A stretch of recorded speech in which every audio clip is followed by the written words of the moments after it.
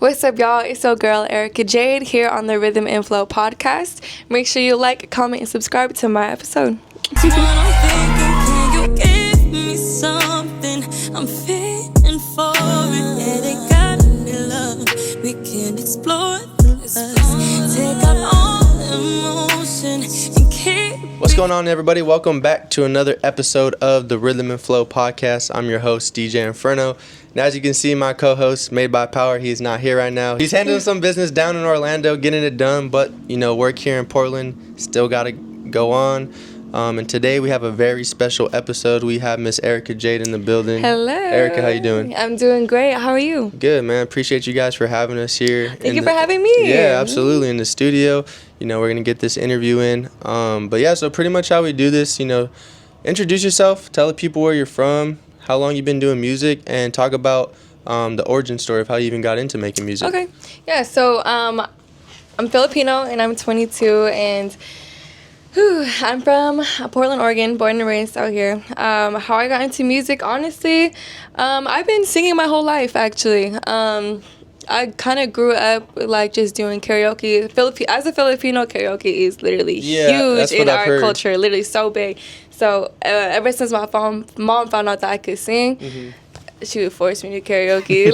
That girl, man. I love her, though. And then I grew up also getting booked in, gigs and stuff to do cover songs. Okay. And then when I started really making music, how I ended up making music was because of my first heartbreak. So, and then I wrote, a diss song about that. But it was some RnB stuff. Okay. Not so far, though, and then ever since then, I just been into making music here and there. But, okay. Yeah.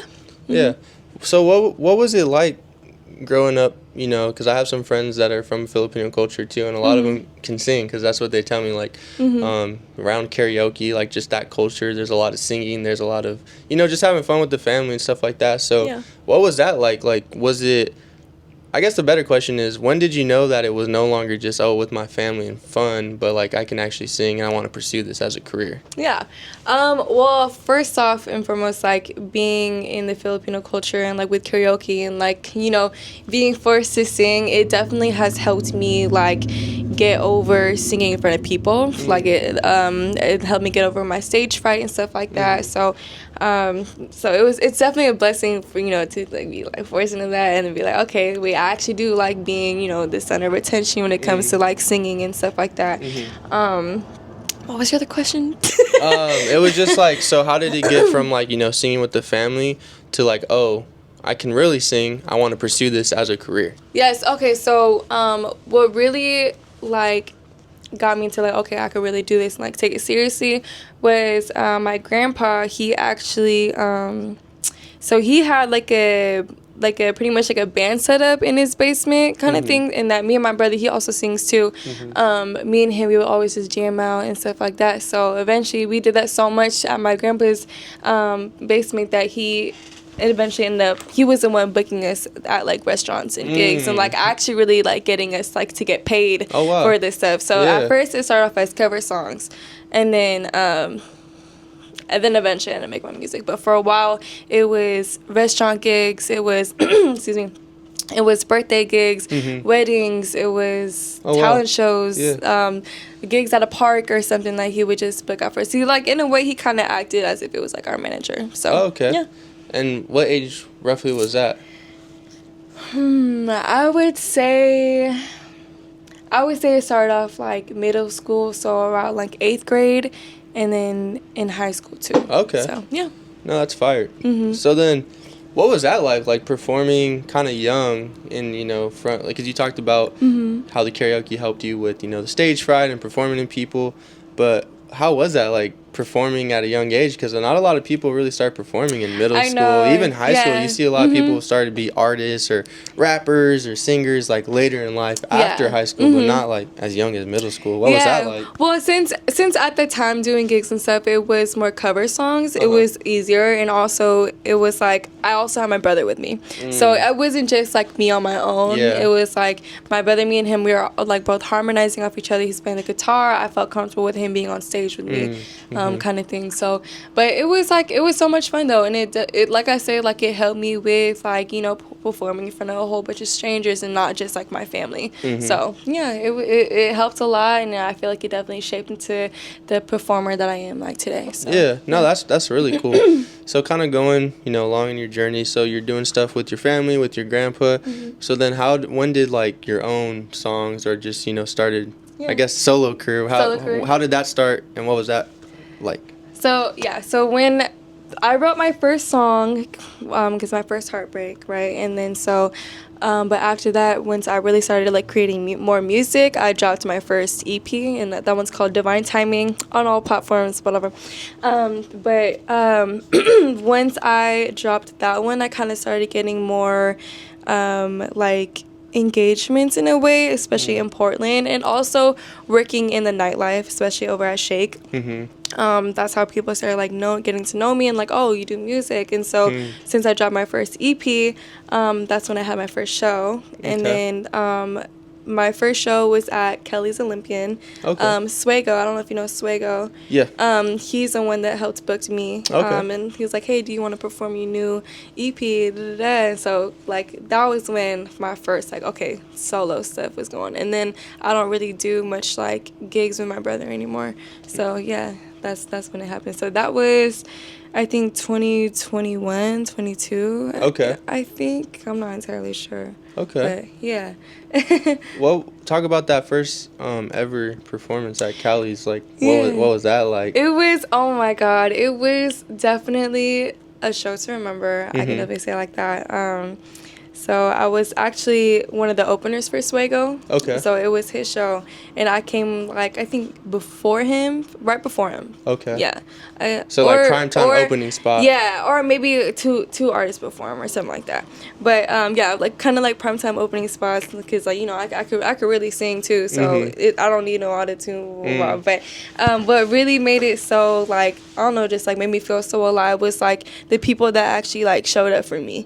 Like my family showed up for me, and like all my siblings was there. I have a lot of siblings, but all my siblings were there, my friends were there, like, and you know, and also it was like the engagement that I like got them to like, you know, be a part of, and I don't know, it just made me feel like, I don't know, it's alive, and it made me really feel like, okay, I can really do this shit. But I was also practicing a lot before like my show and stuff like that too. So, but yeah, it was definitely amazing. So yeah, it was the support, the crowd cheering for me. It was amazing. So yeah.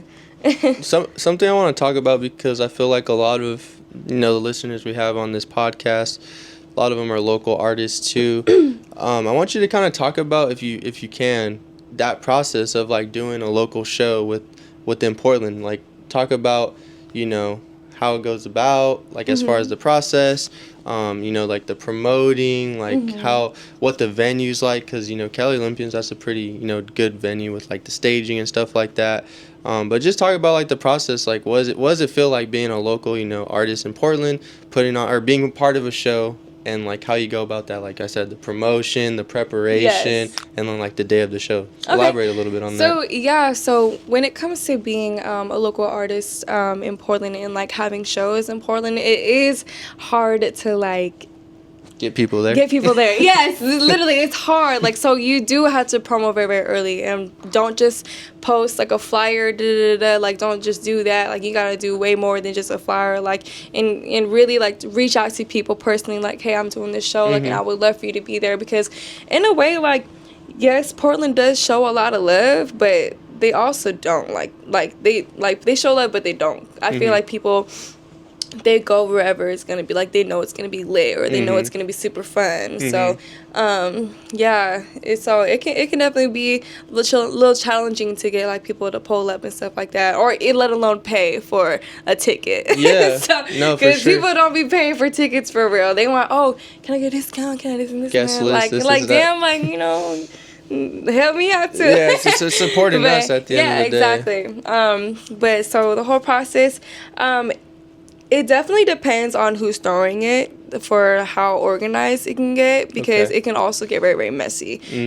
So for example, like if you have like a call time, or if you have like a time that you're supposed to like perform, like you don't necessarily know like are you actually gonna perform at that time, or are you actually like, or are you performing like an hour later? Yeah. Because a lot of the time shows start when people come in. Yeah. So that can be like a kind of irritating thing to like deal with, because people always like, so say David's show, people ask you like, when you performing? Oh, I'm performing this time been passed, way past, we're at the third person that's performing, I'm like the fifth, sixth person that's supposed to perform. So like even with like our people that come to to show up and support, and if it's getting late, it's kind of like we've been like, here since like, we've been here, yeah. Exactly, and like we're seeing all these artists that like we didn't necessarily like want to see, like we came here for you kind of thing. So yeah, that's one of the things that can be hard about, you know, performing. But yeah, but yeah.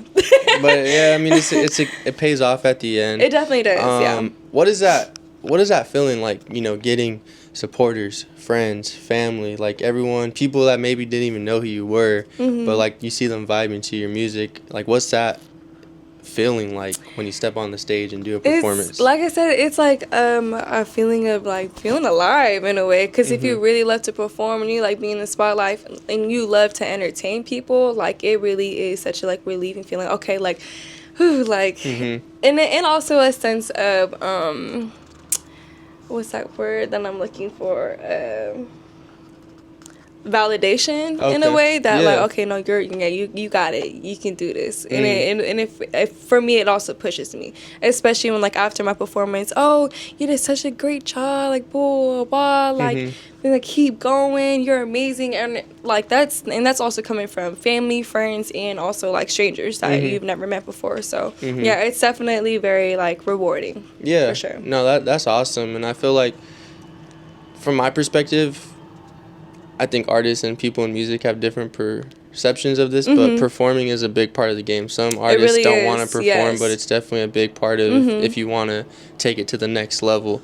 With that, though, the other level or the other side of that is, you know, making music in the studio. Exactly. You know, making putting your that time in. So what's that like? You know, how often are you going to the studio? What studios are you hitting up, you know, besides here? And walk us through, you know, like your studio sessions and how you go about those. Just, you know, all the studio time and what that looks like for you. So as of lately, I haven't necessarily been booking like studio time for myself. I feel like as of right now I'm working on a project. So it's like for me, when I put my mind to something, I kind of keep it on there, and it's hard for me to like work on other things. And like, yeah, so. You want to knock one task off at a time. Yeah, exactly, kind of like that. But also, I'm at a moment where like I know what songs I want to drop next, so it kind of like that kind of doesn't motivate me to like keep going back in the studio. But when I was constantly like making music and like wanting to drop something new and stuff like that, the studios that I was going to was DB Nation, and I was working with Goodbye Kalev. I don't know if you know him. Yeah, he's really dope. Very cool, very talented. The other studio the first studio that I ever went to was Frano from, the engineer that I worked with is Frano from the North. He's hella cool too, very talented. He's from the northeast Vancouver I feel like I've heard area. of him, but I don't think I've met him in person. Yeah, but those are the only two studios that I kind of like trusted with my music and also with my sound. And then obviously working here with our engineer True, he's hella dope. I definitely recommend all the artists to, you know, book a session and see what's up with him, because he's really cool. Nice. But yeah. Do you have a home studio or no? Honestly, no, I don't have a home studio. If anything, this is my home studio. Okay. But like when I would make music before, I wouldn't just like book a studio session and like just make a song from there. I had something already written, and so like the way I would put a song together is literally GarageBand from my laptop, and like plug in the little earphones and just sing off that. So you would just really get the instrumental, literally like drop the instrumentals in there, like record myself off GarageBand, like kind of put everything that I want like in there kind of thing. Like when it comes breaking down from like ad libs to my stack vocals, all in there. Kind of get like the idea of like what I want to do, so that like when I finish it and I should really take it to the studio, I really bring it like to life and like professionally and like, okay, this sounds crazy. Yeah. But yeah. Do you have any projects or like any songs out that you made from GarageBand that are like out on platform? No, fuck no. Hell no. So you just do that like to take that to the studio and make the song pretty much. Yes, that's how I. That's your process. Yeah, that's one of my processes. Oh, okay. Yeah. Okay, that's. Yeah. It's funny because I know a couple artists that if you're at a band lab. Yes, I heard of BandLab. They make songs on BandLab and post them, and but that's it sounds dope, pretty though. good. Yeah, it sounds that's pretty dope. good. Yeah, that's funny. No, She said, "Fuck," bro. Because GarageBand, I just can't. Like, I mean, it's like it's a starting thing, but for me, like, I'm a perfectionist, like at heart. So it's like if I'm not satisfied, I'm not dropping it. Literally, I'm not dropping it.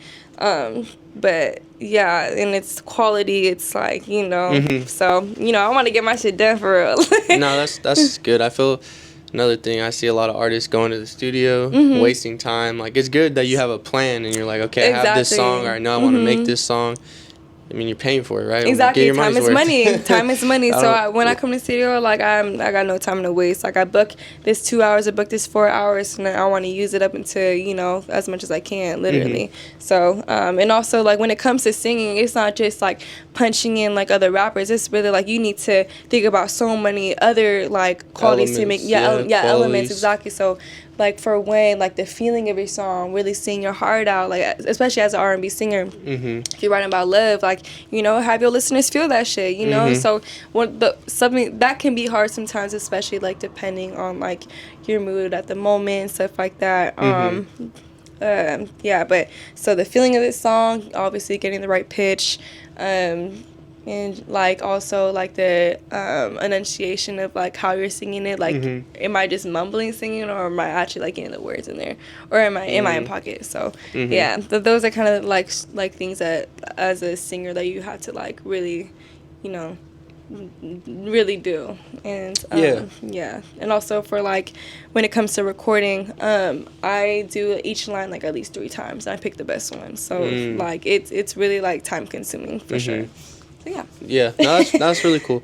So speak a little bit about like your creative process. Like, are you writing your own songs? You have a ghostwriter? Like, no. And like how did the songs come to your mind? Is it based off experience, feelings? Like, talk about that creative process for writing these songs that you're taking to the studio. Yeah, so like I said, so when I would make a song, it's at home. I'm at home. I'm in the comfort of my home, on my laptop. I'm by myself. I don't have anyone like to like hear me and stuff like that. So when it comes to my creative process of writing a song, it really is a personal experience. It's my music is very, very personal. It's things I've been through.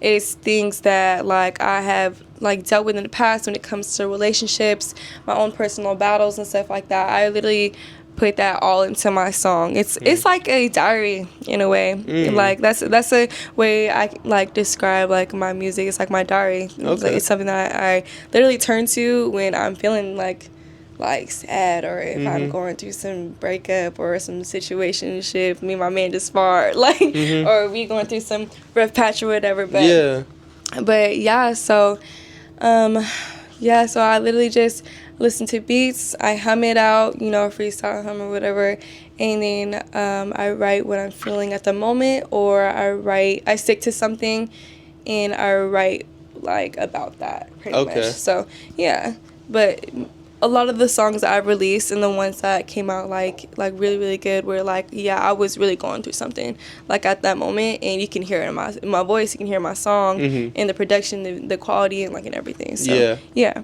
Have you ever like lied on the song, like said something that wasn't true but you just rolled with it because it I feel like honestly I feel like every artist is gonna lie on their song. Well, especially rappers, but exactly. Like, did you really shoot somebody? Did you really kill somebody? I don't think so. But like, I lied on the song. It's like, shit, I have a rap song. I'm lying about that. I never shot at nobody. I have a song lyric that I shot at somebody, or like I'm like that. I'm not like that. I'm a lover girl at heart. I ain't no hard body. Yeah. But I mean, like, yeah, there's probably been some times where I did lie on a love song or, like, kind of made it seem like he was the problem and I wasn't. Yeah, fuck yeah.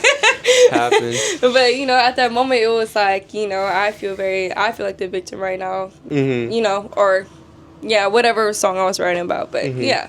I mean, I feel like on that note, too, like, all jokes aside, it's also perspective, too, right? Because when a situation happens, there's always two sides to a story, right? Exactly. And, like, I felt this way, you felt this way, but just because I'm saying how I think what the situation went about doesn't mean it's not wrong. bad. Yeah, exactly. It's from Exactly. my perspective. So there's nothing wrong with that. So how many projects do you have, like, currently out again? Like you said, one? So, I probably have, like, 2 or 3 singles, and then 1 EP. Okay. Sorry, I didn't say that. Oh, no, you're good. But yeah, like, even though I've been dropping for a little while, I don't have that much music because I feel like, I don't know, a lot of my music has been in the vault for so long. I'm like, is this the song I want to drop? Or, like, it's either, like, financially, like, I don't think I'm ready for all that yet, all the recording, blah, blah, blah. Or it's like, I'm just so busy. Yeah, I'm, like, so busy. Right now I have 3 jobs. So, yeah, no, it's hard busy. to find time to, like, write or, like, make music and stuff like that, or like really focus on it. So yeah. No, so you say you have a lot of songs in the vault though, like that are made. So why haven't you dropped them? Like, why wouldn't I? Why haven't you? Yeah, like, why haven't I? Why are they just sitting in the vault? It's either not ready yet. I'm not satisfied with it. Like, I remember, like, I'm a perfectionist, so I need something. I don't know, either something's missing from me and I can't, like, lay my finger on it yet. Or I'm just kind of, like, waiting for the right time to drop it, for real. But, Okay. Yeah, no, but I got a single coming up soon, and then I have a plan going on after that, so I'm pretty excited. So yeah. Nice. So yeah, let's talk about this single. So you have a single coming up February 14th? Yes, on Valentine's Day. Okay. That's my release day. What's it called? It's called No Love. No Love. Love? Yeah, so the song is pretty much about, well, it's something I went through, and it's pretty much about like a situationship kind of turning into just like friends with benefits because like she just wasn't working out. And so but then so that's why it's called No Love, because it's just like, you know, fuck the relationship part, let's just like have a little fun, like, or just let's just keep doing what we're doing, and like, yeah. So that's pretty much what No Love is all about. Okay. Yeah, perfect for Valentine's Day. Literally. So yeah, if you're not in love, you ain't got no partner, baby. If you're going through like a little situation shit, that's your song. Fire. Yeah. So you doing anything as far as like visuals, rollout? Like what does that look like for the song? Yeah, so actually I am putting together my first ever music video. Oh, fire. So that is super exciting. So I actually have in the music video I have a love interest, and so in the video we're arguing, blah, blah, blah, but we're also like we're showing our like passion for each other. But I also have choreography in it. Oh, okay. So yeah, I'm a dancer myself. I do heels choreography, take those classes. So I have that. I have a combo or choreography, and I got 2 backup dancers in it too. So oh wow, yeah, it's a whole production. No, it's a whole production. I'm really trying to go all out for my first music video, and I actually want to do, once it's ready and probably a couple of days before my drop, I want to do like a watch party or something like that. Oh, so for fire. people to like to see and like my process of everything, because like I don't know, and I feel like nobody's really doing that in Portland. Like especially like female R&B artists, like I don't really see female artists doing that. At least from what I know, there might be some artists out there I just don't know about that's doing that. But yeah, so I don't know. I think it's gonna be definitely gonna be very sexy, a whole lot of just female power, feminine power. So, no, yeah. that's fire. I mean, like you said, and I agree with you. I think in general you don't see like in Portland. There's a good amount of artists that are really like dedicated and putting in that work and going that extra mile as far as content and music videos and stuff, but it's definitely lacking. Like I'll say that. Shit, I'm lacking too. You know? So, no but for you to put in that effort, like it shows that you know you're serious about this, and you know it's gonna pay off, because when you put a lot of effort into something, it does pay off. It like really maybe does, not instantly, but after a while it will, right? Yeah, we've been planning this out for about a month now. Oh wow. So I actually hired a director, a music video director. His name is Bentley. Okay. Yeah, the one you just met, Yeah, literally. yeah. So he's helping me out with everything because, like, personally for me, like, since I never dropped a music video, I don't necessarily know what the fuck I'm doing or what to look for. And I just want to take it serious in a way because, I don't know, like, since it's going to be my first music video, I feel like to me it's also a reflection of who I am as an artist and like what I'm capable of. So I definitely want to leave like a really good first impression for that. So yeah, I just want to take it very, very serious. I don't want to have no like bullshit like music video visual thing. Looks like it was shot on a potato. Yeah, exactly. Like, nah. Yeah, no, that's dope. That's gonna be really good. So do you have, I mean, I don't know if you have the plan already, if you even want to talk about it, but like you have stuff already planned after that, like you have a whole, like you want to speak on that, like, yeah, no, that's obviously fine. we got February 14th. Make sure y'all go pre-save that, get ready for the Hell yeah. follow Eyrica Jade. She's gonna be dropping the details, watch party and stuff like that. But like, what are we expecting, you know, for the rest of the year, summer, spring, like what's coming up?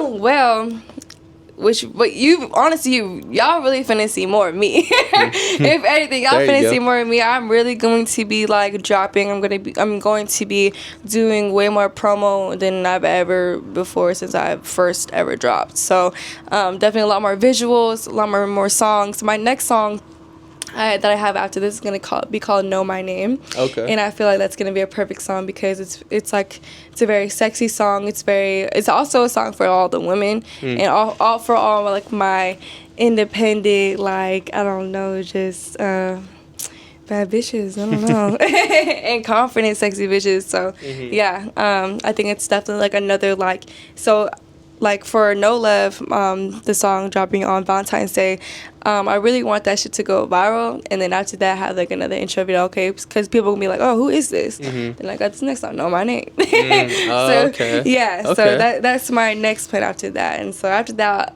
I'll keep a little quiet, but just know Portland finna see more of me. The world finna see more of me. Yeah, so no, they gonna awesome. know who Eyrica Jade is.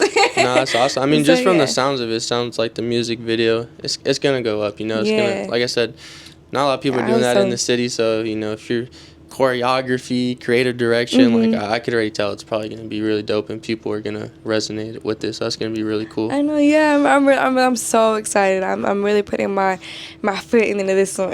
Yeah, yeah. I'm gonna do my big one with this one. So no, that's awesome. One thing I wanted to touch on, because you said it earlier, and it was actually a question I was gonna ask you, but I didn't know if you wanted to talk about it. But you said you work at like Shake and nightlife and stuff like that. So how is that, like, working in nightlife but and also being an artist? Like, what is that like? Is it beneficial, detrimental? Like, what are your thoughts, like, of, you know, working in nightlife, you know, being a bartender, doing that, but then also an artist? Like, does it benefit you?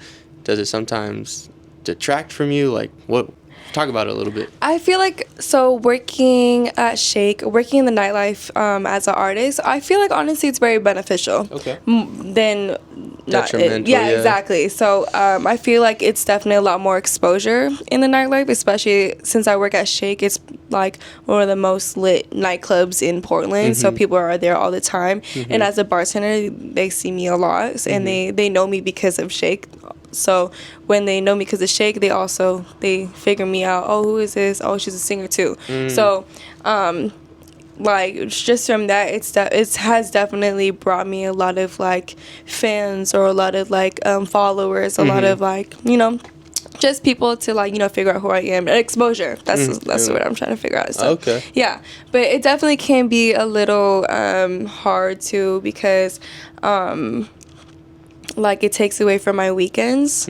So, and that's like the weekends is usually the time where like I should be like promoting, or like my music, or like, you know, or socializing in a way. But my schedule now has gone to like once a weekend, every Saturday, Friday or Saturday every weekend. So now I'm finally able to like really like go around and like pop my shit. No, yeah. So, but yeah. Yeah, and that's kind of what I figured, is that, you know, it's probably great for connecting, networking, because you're meeting so many different people that probably do music, promoters, different people. But then again, like you said, you're there every weekend, so you can't go Yeah. do your own thing. Like, oh, I gotta, I want to go to Seattle, hit up this bar because there's gonna be people there that I can meet because you're at the same spot every single time. Literally. So it is a little bit of balance, but it's cool to see that. Yeah. It's more positive for the better part of it. And like being in it and like working in this industry too, it's like you also get plugged into like all the other clubs that like are pretty well known, like District, like Bizoo, all the other clubs. It's like you kind of like a walking ticket. Yeah, no, for sure. like what he says. So yeah. No, that's cool. So what do you have coming up do you have any like performances or events or like I think you recently did something, right, at Shake? I recently did something at Shake, and I did a like super last minute performance over at District. Okay, how did those go? They went really well. I actually hosted the first ever Shake Portland Artist Showcase. Oh, fire. And that went crazy. It was definitely busy, jam packed. There was like, talk about it, like a lot of artists, rappers, singers. So what I was actually it like? had I was the one. Yeah, so I was actually the one who put all the artists together. Okay. And I personally kind of chose these people because I really felt like they can bring in a crowd, and I felt like we also kind of do have the same crowd. And I feel like it's all of our people. A lot of our people that like be outside all performing in one place. So it's like that's what brought so many people in. And also I do believe that all these artists that I brought in were like very, very talented. But I can also have so many artists in one. But that's why Shake ended up like kept on going with these like the Shake Artist Showcase. Like is it monthly, weekly? What are they? I think it's monthly. It's once a month, but I don't host every single one of them. But okay. I do participate in like like reaching out to other artists or like alley-ooping people artists. But no, it went really, really well. Nice. Yeah, and it was really fun. People popped out for me, especially over at District, especially since they had asked me that night. The host asked me like that night to perform. I was like fuck, like no promo. It was like last minute. Yeah, it was last minute, but people were already outside, so I just text people. I worked it out, got it. Everybody pulled it. So yeah, it was really, really fun. So that's fire. Yeah. I like to see stuff like that, in Portland, where we do a lot of our events in Salem, like seeing people putting together like those local showcases because you never know, like, in that bunch, who's going to be the next big thing, You feel like, me? there's a lot of buzzing talent. But there's also so much, like, really good talent out here. And also, there's an artist that I met over at District. Her name is Four. And, she's an R&B singer. And she's really, really good. And I've never, like, heard of her before. Oh, wow. So, that's actually an artist that I really want to collab with. Because there's not many, like, R&B, like, female singers out here. So, there's not.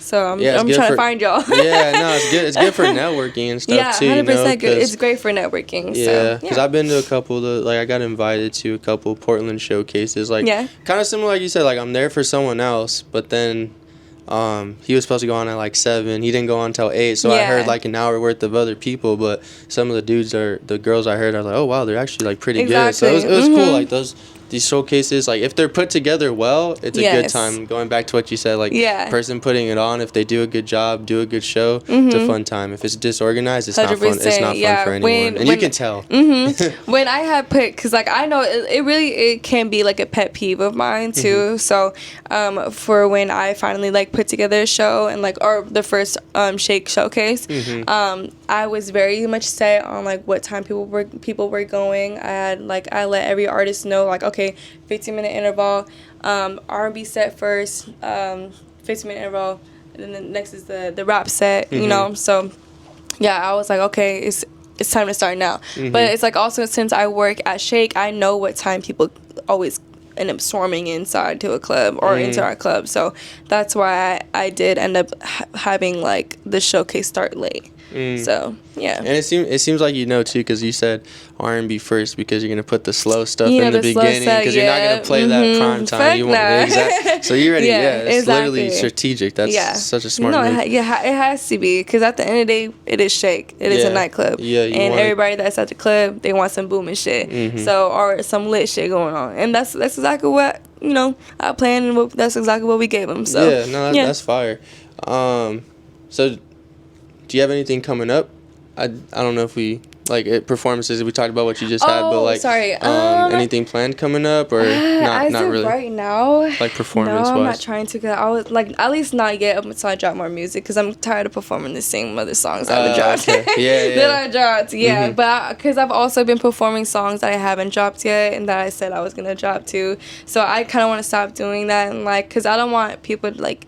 I don't want my music that I haven't dropped yet to be a burnout, like, oh, I already know this song kind of thing. So as of right now, I don't want to take any performances or shows yet until I have at least a couple more drops out. Okay. But yeah, the event that I am planning for is my watch party. Okay. So, yeah. No, so pretty much, main focus right now is this February 14th drop and everything around that. Yeah, literally. No, that's really cool. Yeah. That's really cool. I'm trying to think.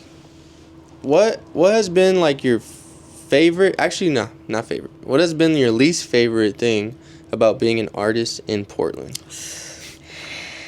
I would say my least favorite thing about being an artist in Portland is trying to get support and people to pop out, because at the end of the day, like, Portland is big, but it's also very small in a way.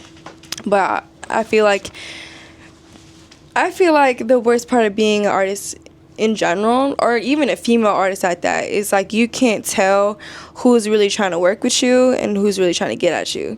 Like, you feel me? So like that's one thing I do struggle with a lot when it comes to being like an artist, because like, there's so many male artists out here and they want to collab with me, but then you talk about collabing, but you also over here like heart eyes on my shit, liking on my shit, like flirting with me. So it's like what you really want from me, like kind of thing. Because I have worked with somebody who kind of like hid what they wanted from me, kind of like gaslighted, like, let's work, but he was really trying to like fuck with me. But I'm not on that. Like, you feel me? So that's the thing that's hard about being an artist in Portland. It's just like keeping it professional. Like, motherfuckers don't be professional.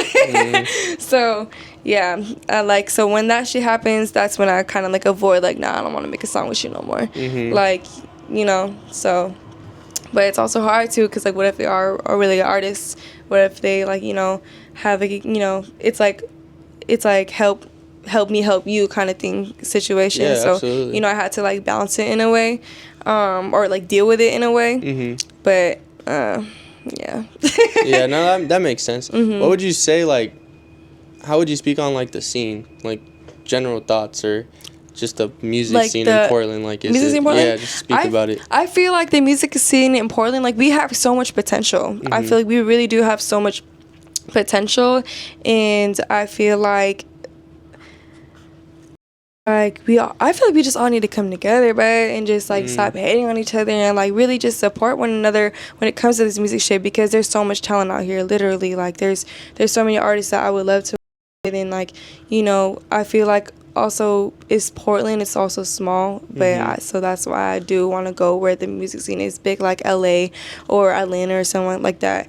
But I feel like we just need more community in a way, especially when it comes to the artists. So yeah. No, absolutely. I mean, I'm not originally from here, but I've been here long enough to kind of, I think, get a good grasp of the Portland music/entertainment scene. And like you said, I think there's a lot of potential with artists, with clubs, with events.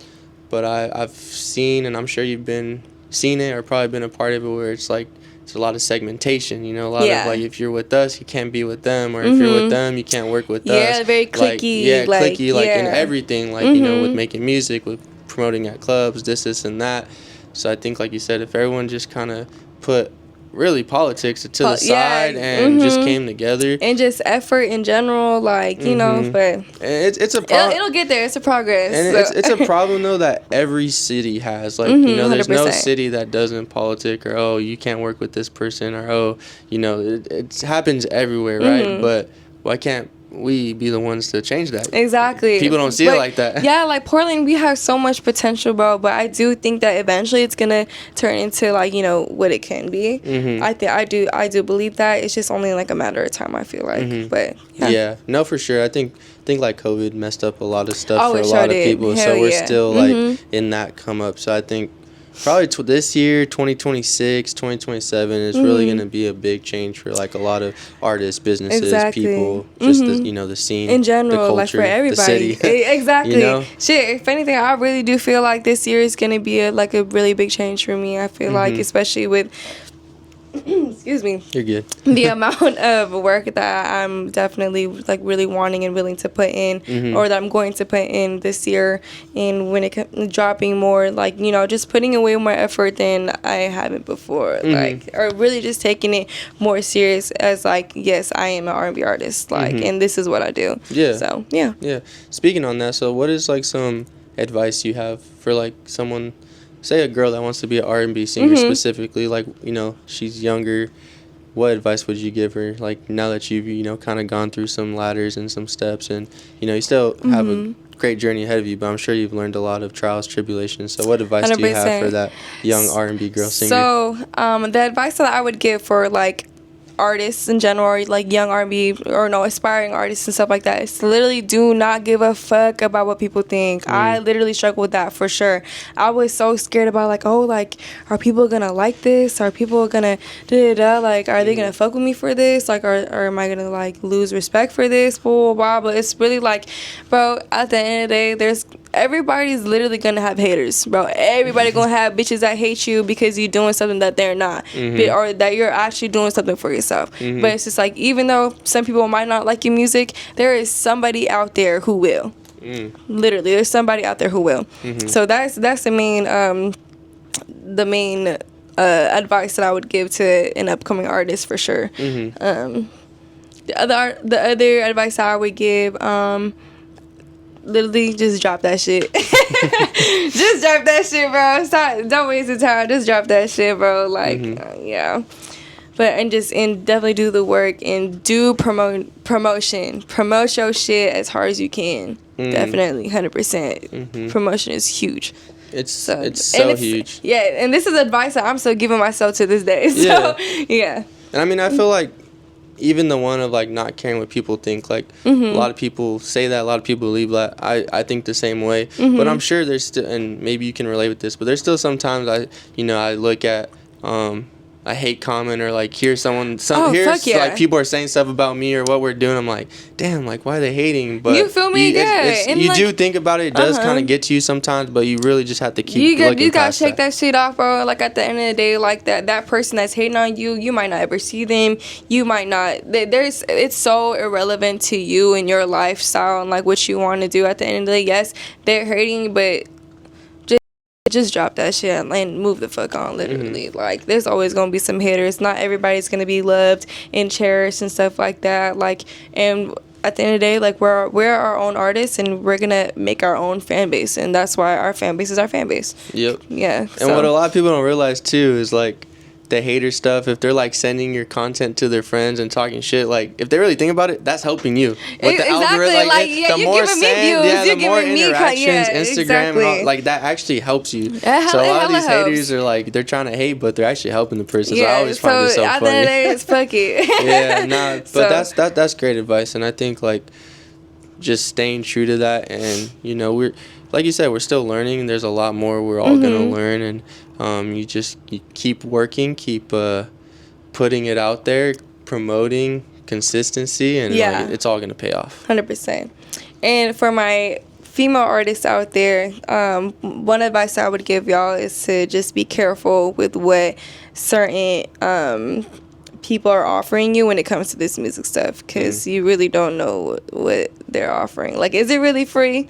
Are you really plugging me? Are you really trying to work with me, or is there a catch behind it? So yeah. What's their true intention? Yeah, exactly. You know what I'm saying? So, yeah.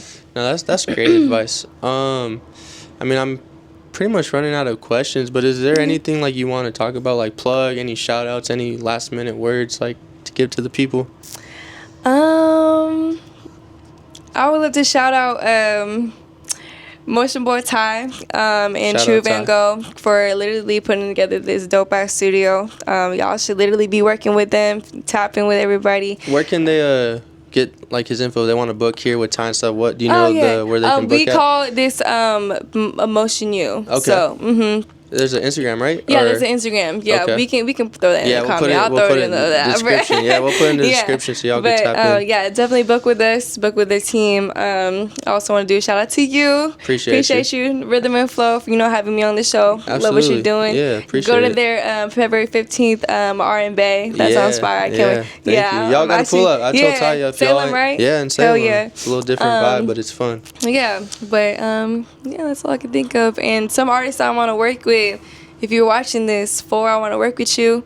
I can't really think of anybody else right now, but there is a couple other artists I want to work with. But yeah, I don't know. And there are some rappers I do want to work with. I just kind of want to get into that like flow because it's not just R&B stuff that I want to work on. Mm-hmm. But yeah, I don't know. Yeah. I need some challenge. Yeah, no, for sure. It's Yeah. definitely a different putting R&B and putting a rapper on the same track. Like it's got to be strategic, the right beat, the Exactly, right everything. right vibe. But if So you get it right, ooh, it sounds it'd be sounds fire. good. I actually got some songs with Motion and True and Oh, for real? yeah, 3. Actually, that's another artist that I want to work with too. I have a song with Zero. I have it like so. It's fire though. Yeah. No, Mhm. yeah, that's gonna be dope. So Slowly but surely. Yeah, hell yeah. That's fire. Well, we appreciate you. Make Thank sure you. y'all like, comment, subscribe. Rhythm and Flow podcast, man. We're here with our girl Eyrica Jade. Hell yeah. Make sure you check her out. February 14th. What's it called again? No Love. No Love. February 14th. All platforms, Yep. baby. And we're Tap tuning out. in. We'll see y'all on the next one. And Let's come go. to my watch party. All right. See y'all.